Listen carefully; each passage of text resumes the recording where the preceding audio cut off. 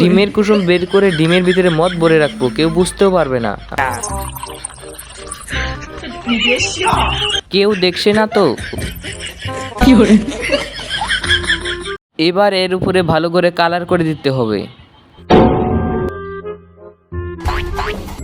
মনে হয় ডাইনিটা এসে পড়েছে, তাড়াতাড়ি এইগুলো লুকিয়ে রাখি, দেখলে সর্বনাশ হয়ে যাবে। ডিমটাকে আবার তো ফ্রিজে রাখতে হবে।